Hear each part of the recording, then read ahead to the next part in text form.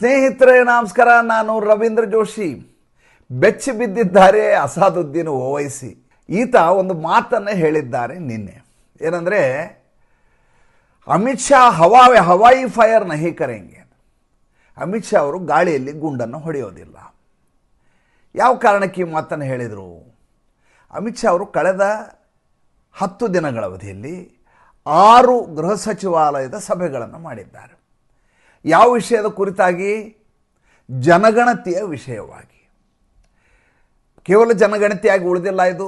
ರಾಹುಲ್ ಗಾಂಧಿ ವಿಪಕ್ಷದವರು ನಿರಂತರವಾಗಿ ಗಲಾಟೆ ಮಾಡಿ ಜಾತಿ ಜನಗಣತಿ ಆಗಬೇಕು ಅಂತ ಹಠ ಹಿಡಿದುಕೋತಾರೆ. ಭಾರತೀಯ ಜನತಾ ಪಾರ್ಟಿ ಇದಕ್ಕೆ ಒಪ್ಪೋದಿಲ್ಲ.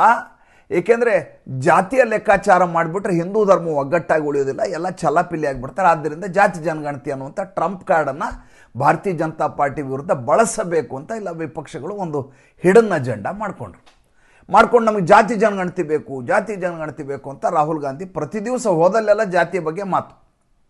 ಈ ಕಡೆ ರಾಹುಲ್ ಗಾಂಧಿ, ಈ ಕಡೆ ಅಖಿಲೇಶ್ ಯಾದವ್. ರಾಹುಲ್ ಗಾಂಧಿ ನಿನ್ನ ಜಾತಿ ಯಾವುದು ಅಂತ ಕೇಳಿದಕ್ಕೂ ಆತನಿಗೆ ಸಿಟ್ಟು ಬಂದ್ಬಿಡ್ತು ಅಖಿಲೇಶ್ ಯಾದವ್ಗೆ. ಕ್ಯಾ ಹಮಾರಾ ಹಿ ಆಪ್ ಜಾತ್ ಪೂಂಚ್ ರಹೆ ಹೋ, ನಮ್ಮದೇ ಜಾತಿ ಕೇಳ್ತಾ ಇದ್ದೀರಾ ನೀವು ಮಾಡಲಿಕ್ಕೆ ತಯಾರಿಲ್ಲ ಅಂತ.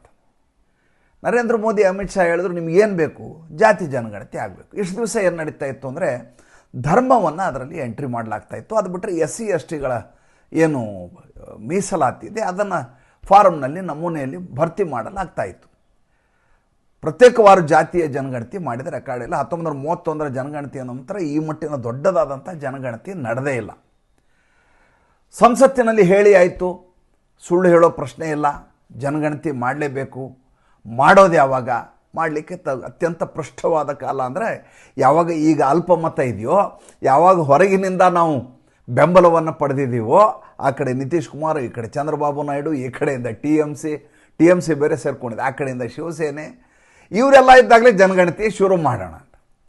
ಶುರು ಮಾಡಲಿಕ್ಕೆ ಸುಮ್ಮನೆ ಮಾಡಲಿಕ್ಕೆ ಆಗಲಿ. ಇದು ಜಗತ್ತಿನಲ್ಲಿ ಅತಿ ದೊಡ್ಡದಾದಂಥ ಗಣತಿ. ಇದು ಜಗತ್ತಿನಲ್ಲಿ ಯಾವ ದೇಶದಲ್ಲೂ ಇಷ್ಟು ದೊಡ್ಡದು ದೇಶವೂ ಇಲ್ಲ, ಇಷ್ಟು ಸಂಖ್ಯಾಬಾಹುಳ್ಯನೂ ಇರೋದಿಲ್ಲ. ಚೈನಾದಲ್ಲಿ ಈ ರೀತಿ ಮಾಡುವಂಥ ಪ್ರಕ್ರಿಯೆ ಇಲ್ಲ. ಹೀಗಿರುವಾಗ ಇದನ್ನು ಸುಮ್ಮನೆ ಶುರು ಮಾಡಲಿಕ್ಕೆ ಆಗೋದಿಲ್ಲ. ಅದಕ್ಕೆ ಬೇಕಾದಂಥ ತಯಾರಿ ಮಾಡಬೇಕು. ಗೃಹ ಸಚಿವಾಲಯ ಆ ಕೆಲಸ ಮಾಡ್ತಾ ಇದೆ. ಮೊನ್ನೆ ಗೃಹ ಸಚಿವಾಲಯ ಸುಪ್ರೀಂ ಕೋರ್ಟ್ನಲ್ಲಿ ಒಂದು ಸ್ಪಷ್ಟವಾದಂಥ ತನ್ನ ಹೇಳಿಕೆಯನ್ನು ಬೇರೆ ದಾಖಲೆ ಮಾಡ್ತೀವಿ, ಅಫಿಡೇವಿಟನ್ನು ಕೊಡ್ತೀವಿ. ಏನಂತ? ಫಾರಿನರ್ಸ್ ಆ್ಯಕ್ಟ್ 1946 ಪ್ರಕಾರ ಏನು ಮಾನದಂಡಗಳಿದಾವೋ ಅದರ ಪ್ರಕಾರ ಪೌರತ್ವ ಇರುತ್ತೆ ಅಂತ ಒಂದು. ಎರಡನೇ, ಪಾಸ್ಪೋರ್ಟ್ ಆ್ಯಕ್ಟನ್ನು ಪ್ರಸ್ತಾಪ ಮಾಡ್ತೀವಿ. ಪಾಸ್ಪೋರ್ಟ್ ಅನ್ನುವುದು ಒಬ್ಬ ವ್ಯಕ್ತಿಯ ಪೌರತ್ವದ ಸಂಕೇತವಲ್ಲ, ಪೌರತ್ವದ ಸಾಕ್ಷಿಯಲ್ಲ ಅಂತ. ಯಾಕೆಂದರೆ ದಲಾಯಿ ಲಾಮಾ ಕೂಡ ಪೌರತ್ವವನ್ನು ಪಡೆದಿದ್ದಾರೆ. ಟಿಬೆಟಿನ ವ್ಯಕ್ತಿ ಭಾರತೀಯ ಪಾಸ್ಪೋರ್ಟ್ ಇಟ್ಕೊಂಡು ಎಲ್ಲ ಕಡೆ ಓಡಾಡ್ತಾರೆ. ಅವರು ನಮ್ಮಲ್ಲಿ ಆಶ್ರಯ ಕೋರಿ ಬಂದಂಥ ವ್ಯಕ್ತಿ ರಾಜಕೀಯ ಹಿನ್ನೆಲೆಯಲ್ಲಿ. ಹೀಗಾಗಿ ಪಾಸ್ಪೋರ್ಟ್ ಒಪ್ಕೊಳ್ಳಲ್ಲ, ಆಧಾರ್ ಕಾರ್ಡ್ ಒಪ್ಕೊಳ್ಳಲ್ಲ, ಡ್ರೈವಿಂಗ್ ಲೈಸೆನ್ಸ್ ಒಪ್ಕೊಳ್ಳಲ್ಲ. ಆಧಾರ್ ಕಾರ್ಡ್ ಮನೆ ವಿಳಾಸಕ್ಕೆ ಮಾತ್ರ ಇರೋದು, ಡ್ರೈವಿಂಗ್ ಲೈಸೆನ್ಸ್ ಡ್ರೈವಿಂಗ್ ರಹದಾರಿ, ಚಾಲನೆಯ ರಹದಾರಿ, ಪ್ಯಾನ್ ಕಾರ್ಡು ನಿಮ್ಮ ಅಕೌಂಟನ್ನು ಸ್ಕ್ರೀನ್ ಮಾಡಲಿಕ್ಕಿರುವಂಥ ವ್ಯವಸ್ಥೆ. ಪೌರತ್ವ ಅನ್ನೋದು ಅತ್ಯಂತ ಪವಿತ್ರವಾದಂಥ ಮತ್ತು ಅತ್ಯಂತ ವಿಶೇಷವಾದಂಥ. ನೋಡಿ, ಮಜಾ ಏನಂದರೆ, ಬೇರೆ ಯಾವುದೇ ಕೇಸ್ ಇರಲಿ, ಈಗ ಒಬ್ಬ ವ್ಯಕ್ತಿನ ಕಳ್ಳ ಅಂತ ಪೊಲೀಸ್ ಹಿಡ್ಕೊಂಡು ಹೋಗ್ತಾರೆ. ಕಳ್ಳ ತಾನು ನಿರ್ದೋಷಿ ಅಂತ ಸಾಬೀತು ಮಾಡೋ ಪ್ರಶ್ನೆ ಇಲ್ಲ ಅಲ್ಲಿ.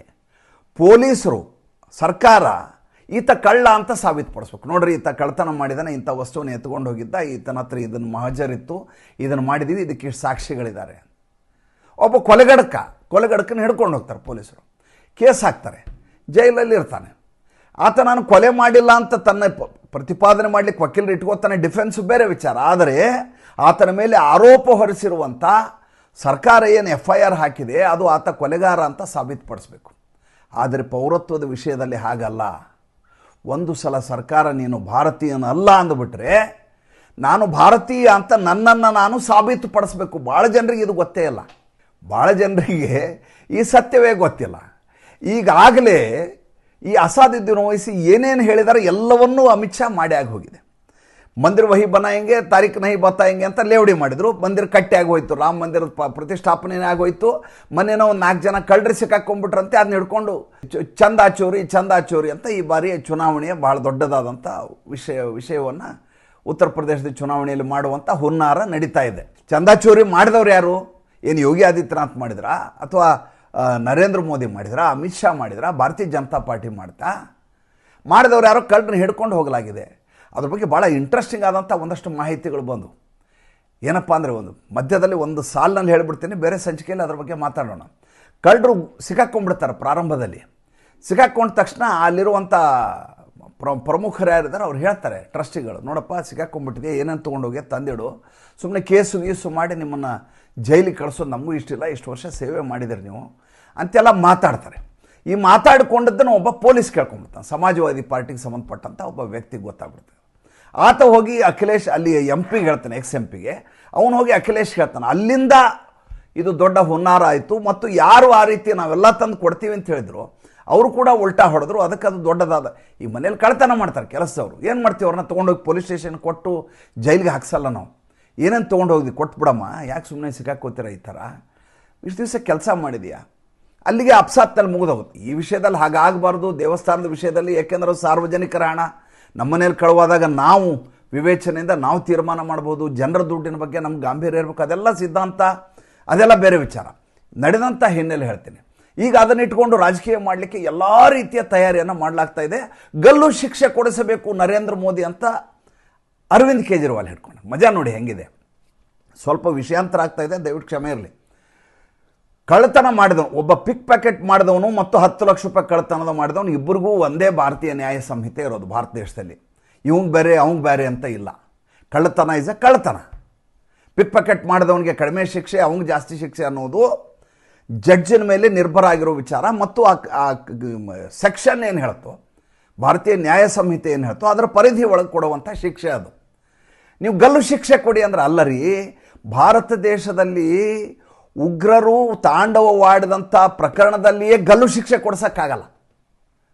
ಒಂದು ಅವ್ರಿಗೆ ಅದನ್ನು ಜೀವಾವಧಿ ಶಿಕ್ಷೆಯಾಗಿ ಪರಿವರ್ತನೆ ಮಾಡಲಾಗ್ತದೆ, ಇಲ್ಲ ಕ್ಷಮಾದಾನಕ್ಕೆ ಹೊರ್ಕೊಂಡು ಅವರು ರಾಷ್ಟ್ರಪತಿ ಹತ್ರ ಹೋಗ್ತಾರೆ.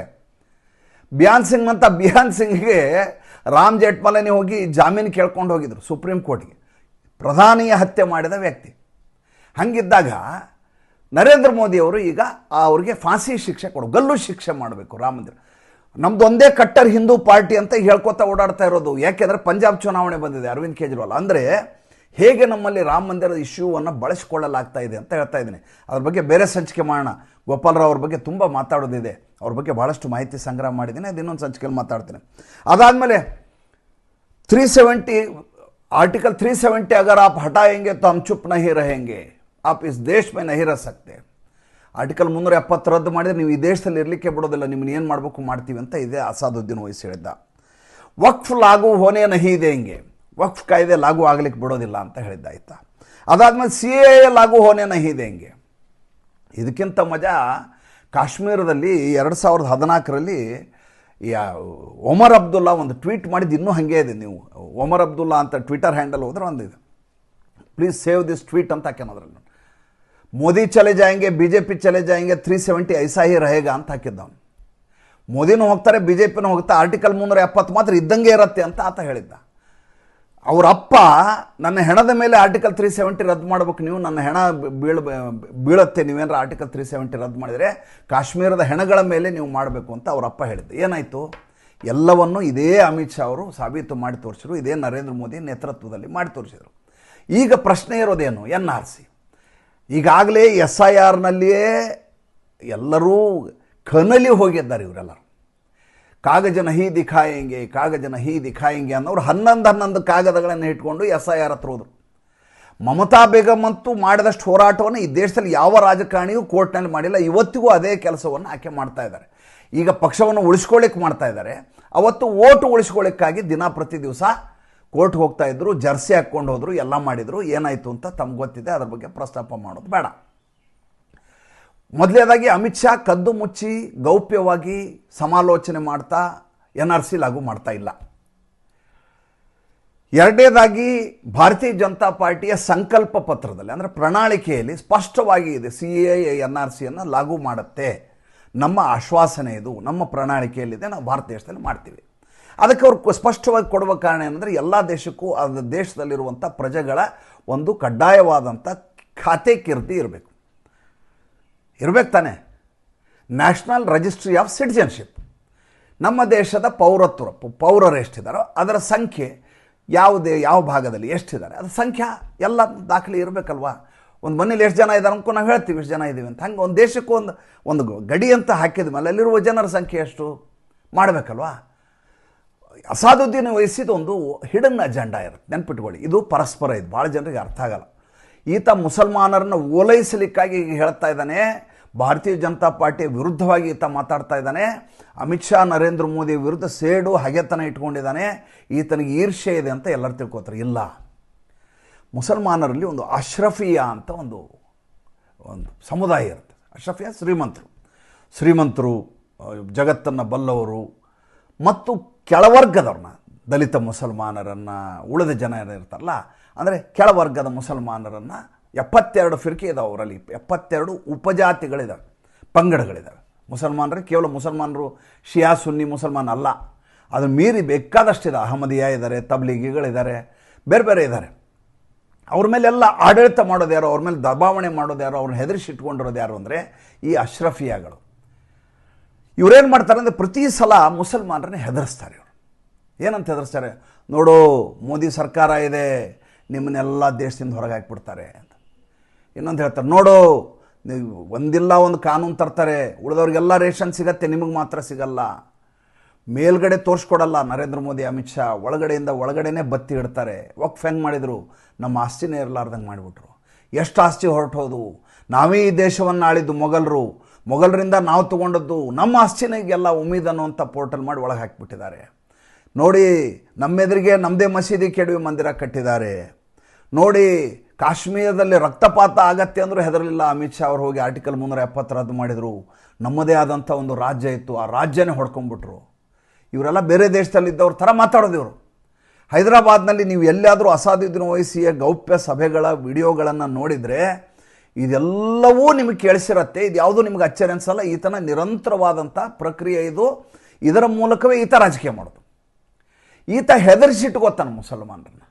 ನೋಡಪ್ಪ, NRC ಬರುತ್ತೆ, ನಿಮ್ಮನ್ನು ದೇಶದಿಂದ ಓಡಿಸ್ತಾರೆ, ನಿಮ್ಮ ಪರವಾಗಿ ಧ್ವನಿ ಇರೋದು ನಾನೊಬ್ಬನೇ. ಉತ್ತರ ಪ್ರದೇಶದಲ್ಲಿ ಅದೇ ಮಾಡ್ತಾರೆ. ಉತ್ತರ ಪ್ರದೇಶದಲ್ಲಿ 1 ಕೋಟಿ ಜನರನ್ನು ಸದಸ್ಯತ್ವ ಮಾಡ್ಕೊಂಡು 10 ರೂಪಾಯಿ ಇಸ್ಕೊಂಡಿದ್ದಾರೆ.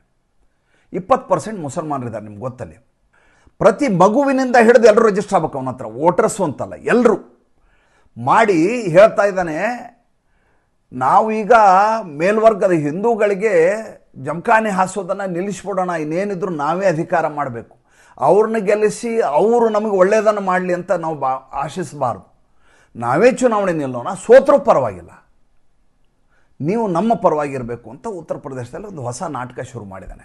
ಅದರ ಭಾಗವಾಗಿ ಅಸಾದುದ್ದೀನ್ ಓವೈಸಿ ಮಾಡ್ತಾ ಇರೋ ಆಟ ಏನು ಅಂದರೆ ಈ NRCನ ಎತ್ಕೊಂಡು ಆ ಕಡೆ ಹಿಂದೂಗಳ ಹೆಸರಿನಲ್ಲಿ ಅರವಿಂದ್ ಕೇಜ್ರಿವಾಲು, ಅಖಿಲೇಶ್ ಯಾದವ್ ರಾಮ ಮಂದಿರದ ಚಂದಾಚೋರಿ ನಮ್ಮ ದೇಣಿಗೆ ಕಳ್ತನ ಆಗಿದೆ ಅಲ್ಲ, ಅದನ್ನು ಚಂದಾಚೋರಿ ಪೇಪರ್ ಲೀಕ್ ಚಂದಾ ಲೀಕ್. ಈಗ ಜಂತರ್ ಮಂತರಲ್ಲಿ ಸ್ಟೇಟ್ಮೆಂಟ್ಗಳದೆ ಬಿಟ್ರಲ್ಲ ಇಷ್ಟು ದಿವಸ ಅಲ್ಲಿ ಪ್ರತಿಭಟನೆ ಮಾಡಲಿಕ್ಕೆ ಮೇ 20ರಿಂದ.